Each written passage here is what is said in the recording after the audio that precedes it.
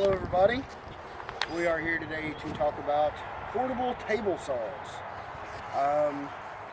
A table saw is a very useful tool to own.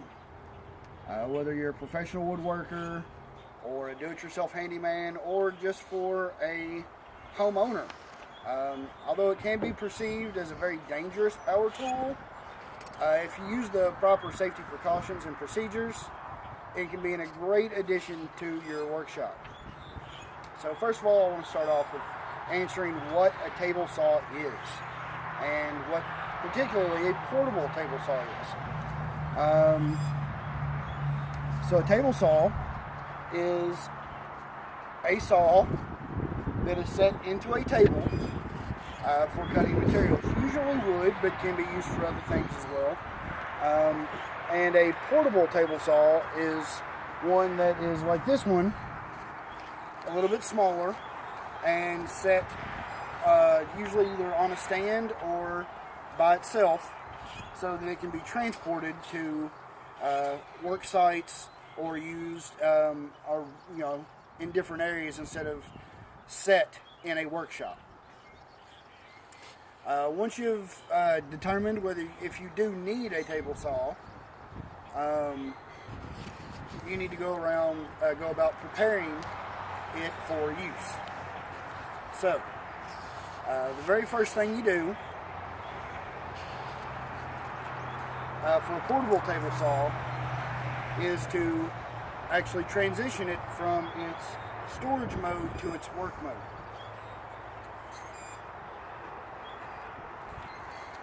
This particular model has a lock clip that holds it into this position, and I will undo it.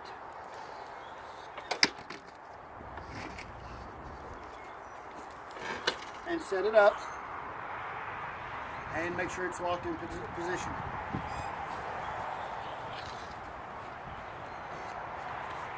Sorry.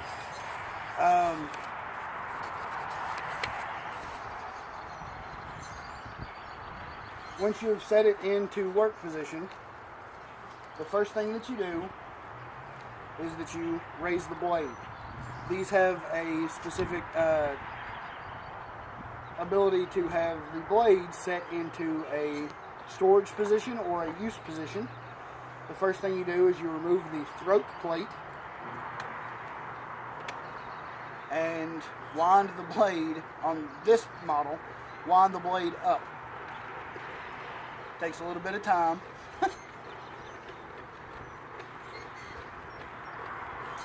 And you want to raise it to its full position, as high as it'll go.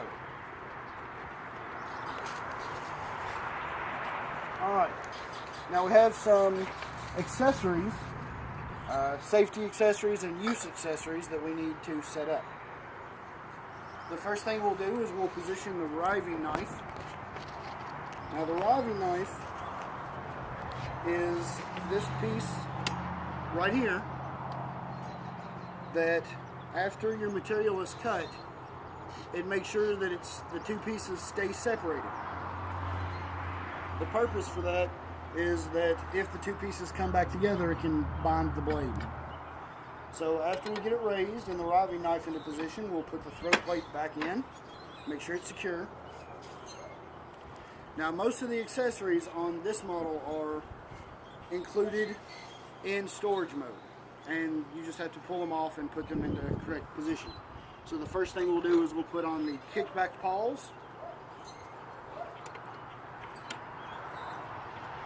And they click into position like so. Those are there to make sure that whenever you push material through it, it can't get kicked back into you. And, so it's a safety protocol.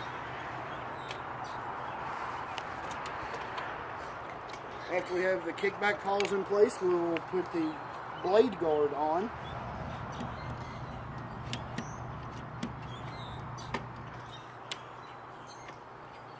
And that is also a safety protocol to make sure that your hands stay away from the blade as much as possible. After your safety equipment is in place, we want to lower the blade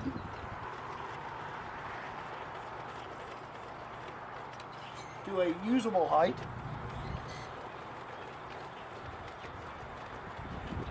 And to check what a usable height is, we will take the material that we're cutting and lay next to the blade and check that the blade is only slightly higher than the material.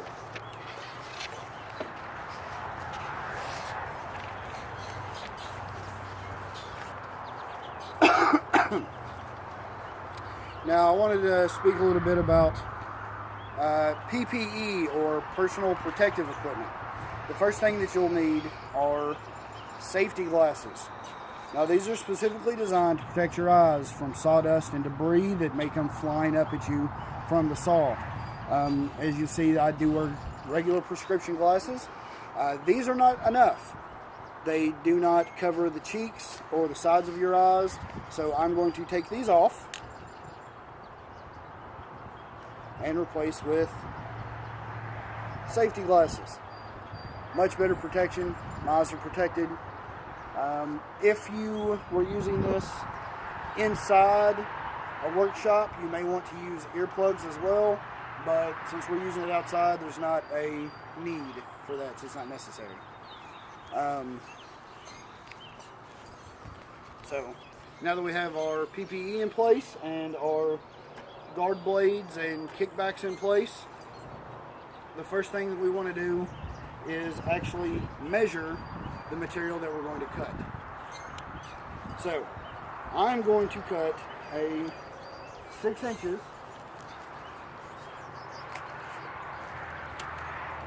off of this piece of plywood. So I will make a mark like 6 inches on one side and 6 inches on the other side as well.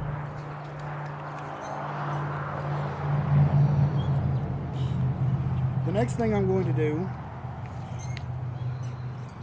is I'm going to grab the fence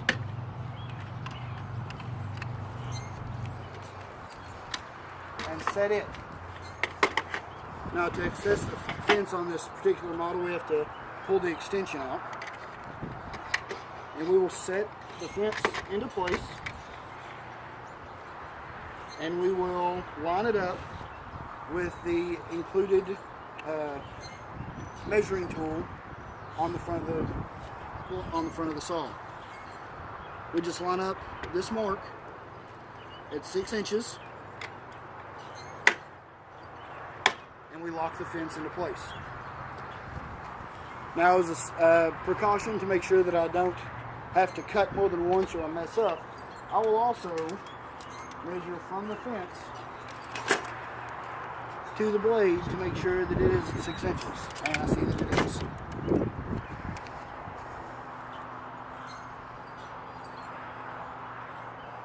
So, after we have our fence set, we'll take our marks, our actual material, and we will line up the mark with the blade as well. And it is also shown at 6 inches, so it is ready to go. So at this point, we are going to plug in and power on our power tool. First thing that you need to remember is to always check your cord. Make sure that there is no visible damage, no exposed wires or anything like that. We are using an extension cord. Make sure that your extension cord has the same grounding as the plug you're using. Also, visually inspect your extension cord to make sure it has no visible damage as well. Now that it's plugged in, we'll turn it on and make sure that it actually starts up and there has power. So, we're on to the cutting. We will place the board on the front of the table. At the blade, I'm going to turn the power on and push through the saw blade. Now, mine came with what is called a push through. You can use a thin piece of lumber or pretty much anything to help you push along It's especially useful if the fence is set close to the blade and you don't have to get your hands near the blade. So it's another safety precaution. Since we're cutting at 6 inches and there's plenty of room for my hand, I'm not going to use that today. But it's definitely useful. So I will turn it on and I will cut, and then I will turn it off and speak more.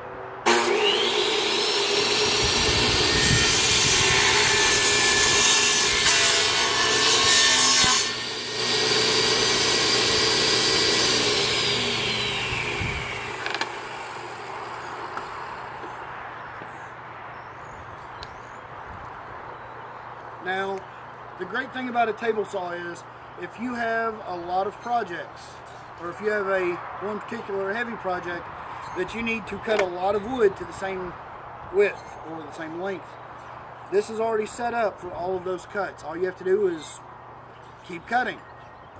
If your project you need to cut a lot of different widths and lengths, then all you have to do is repeat the steps I just went through, resetting your fence and measuring and cutting. When you're done, it's important to go ahead and unplug your saw so there's absolutely no chance of getting any power to the blade.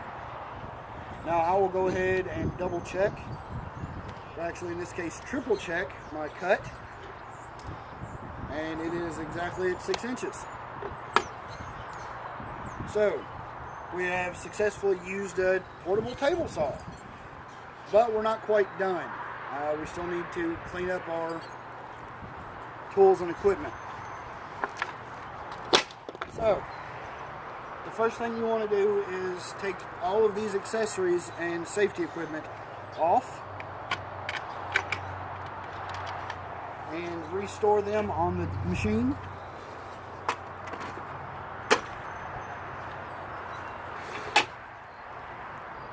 We'll take off the blade guard.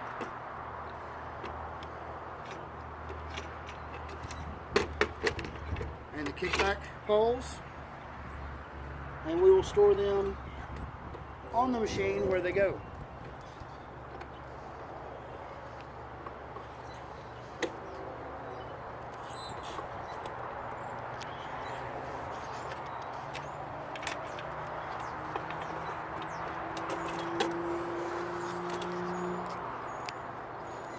We'll take off the throat plate and raise the blade so that we can reset our riving knife.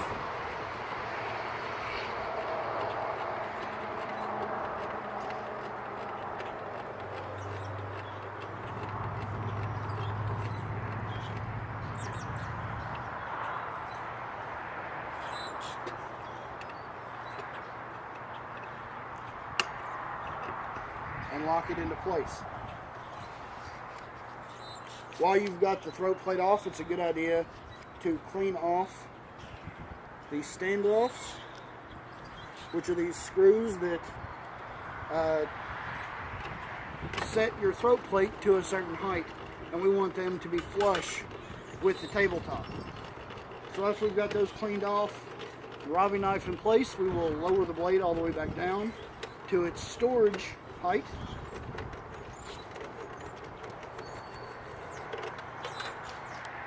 And we will replace the throat plate like so. After that, the only thing left to do is to hit the locking mechanism, lock it into storage position, and wrap the electrical cord.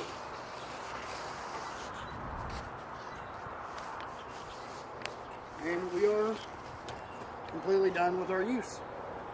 I hope that you have found this video to be informative, and I hope you understand that while a table saw may not be needed by every homeowner, their adaptability makes them, at least in our household, a very appreciated piece of equipment to those who own them. Thank you.